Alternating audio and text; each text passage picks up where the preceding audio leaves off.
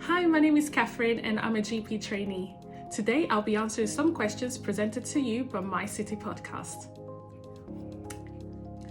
What are your top 3 do's and don'ts of going to the GP in this corona climate? Well, my top 3 do's will be: call the GP when you are feeling unwell and when you're not sure of what to do.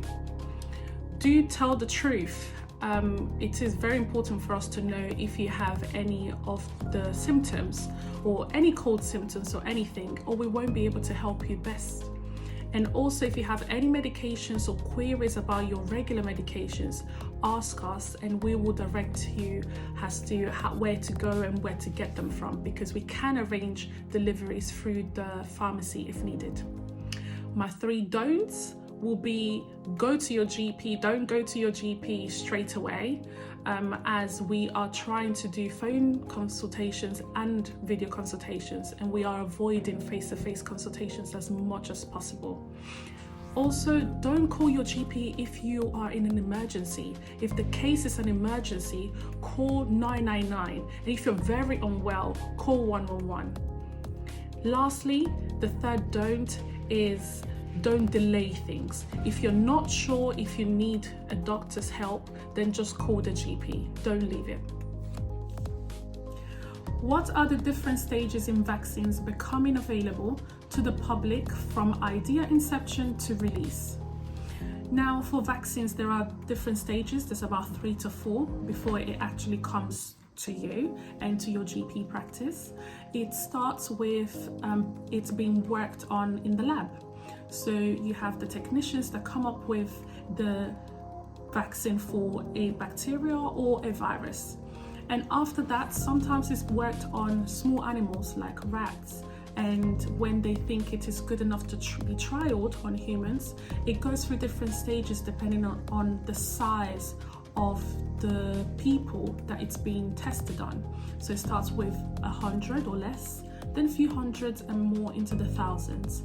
As it goes through different stages, you do have people monitoring it. So there's different organizations, whether it's private or public, that actually do the monitoring. They monitor for side effects and they monitor for its safety as well.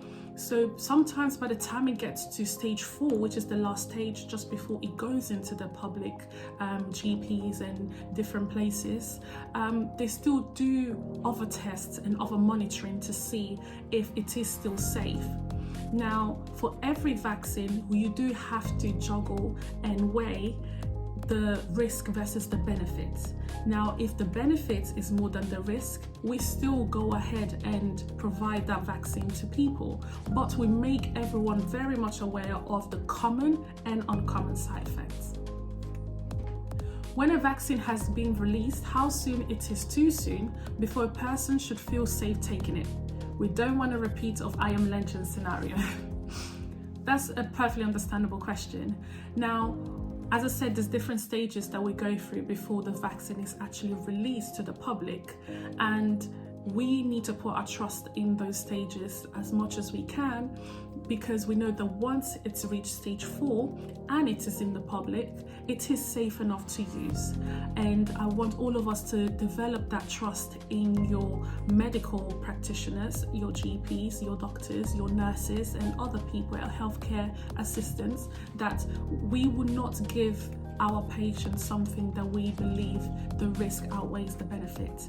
But it is also very, very important for each and every one of us to do our own research in the right places, and you can ask your GP for that, just so you have the knowledge and you can make an informed decision. Why do you think there has been such a large number of Black deaths resulting from Covid-19 in the UK? And what do you think can be done to combat this? Now, unfortunately, as we all know, the numbers of Black people dying from Covid-19 has been very surprising for a lot of people. Now, we tackled this from 2 different points of views. From a medical point of view, we know that a lot of Black people are at risk and have things like diabetes, high blood pressure, high cholesterol, and other things as well. So all these different conditions and different illnesses does make you more at risk of having complications of getting any kind of condition, any kind of disease. Now we know that having the coronavirus, COVID-19, has put people into very difficult situations and health risks. So if you have these conditions already, you are more likely to develop complications from COVID-19. So what we can do to combat this, well, is take care of your health as much as you can. So things like high blood pressure can be counteracted with exercise, with a good diet, and most of all, knowledge of the condition. So it's very important as individuals to get to understand what is going on with your own health. Find out more, what does high blood pressure mean? What are the risks of high blood pressure? And things like diabetes, your diet and exercise will regulate the amount of sugar. So there's things that you can do in your day-to-day, and these lifestyle changes can definitely have an effect into your health and getting better from this and put you in a better place of combating COVID-19 if you do get it. Now, on the other social point of view, is that we are well aware that a lot of Black people are living in a different condition in terms of overcrowding, in terms of also the social housing, and that puts people at risk. The studies do show that people that are living in those certain conditions are more likely to get diseases like high blood pressure, diabetes, high cholesterol, and other things like that. So what can we do is knowledge. Knowledge is power, and I can't emphasize that enough. The more you know, the more you know what to do to combat this and to put yourself in a better place to reduce the risk. And we know that genetics has a part to play with a lot of things. So you can't change that, but what you can do is change how you eat, how you live, how much exercise you do, and hopefully put yourself in a better position in terms of managing your day-to-day and your health and your mental health as well. What advice have you got for someone that has the same career aspirations as you and wants to follow in your footsteps? Now, funny enough, I am part of a few organizations that focus on empowering upcoming and aspiring medical students, and we do events. I go to talks. I'm one of the speakers and facilitators at these events because I have a passion of informing people what it's like, and I do not shy away from telling the truth. It is very important to know the truth of entering a career like medicine, but I never want to discourage anyone. I do think that if it's something that you want to do and you feel like in your heart you will be a good healthcare professional in whatever department you want to specialize in, you should do it. As a Christian, I believe that with God anything is possible and you can reach places that you couldn't even imagine.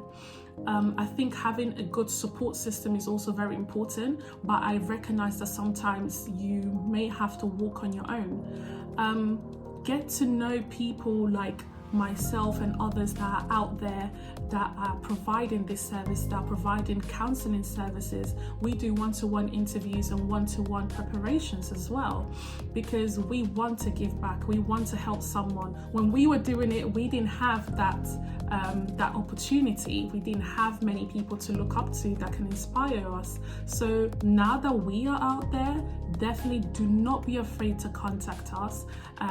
Send us an email, send us a message, because myself and my colleagues are more than willing to give that time and effort to help someone. Because as you've seen, there's not many Black people in medicine, and we want there to be more. We want that representation to be there.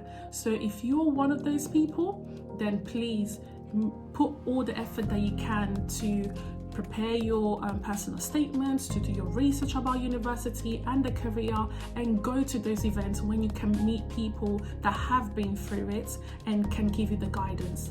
Definitely take the guidance because it is very helpful. It is very helpful. What does being Black and British mean to you? Well, being Black to me, it's something I'm really proud to be. Being Black and British, first of all, I think we do get the best of both worlds, but I do also understand and appreciate the difficulties that we have as Black people in general. So as much as some people may want to focus on the negatives, I really want to use that to empower each other, that yes, we are Black, so then it is harder for us to get to certain places, it's harder for us to be heard, but in this country, we do get the opportunities for our voice to be heard. We do get opportunities to change and mold our career the way we want to, and even to start your own businesses and so many other things. Now, we live in a day and age right now where there are many upcoming platforms for Black people, for Black British professionals in general, and business owners and entrepreneurs. So I am really proud to be where I am. I am grateful to God for the opportunities given to me, and I want to encourage all of us to do the best that you can. Use what you have to make the best of it and be the best you can be. Thank you. For more info, check out My City Podcast episode 49, and also check out my page at Mama Kate's, and also another page called Moms Pride at Moms_Pride Team. This is a platform I funded during my first few years as a doctor, and it is a platform for mothers from different backgrounds and different walks of life. It is a platform for everyone like us to feel empowered, supported, and most of all celebrated. I do want to encourage everyone to be themselves and make the best of your situation. Thank you.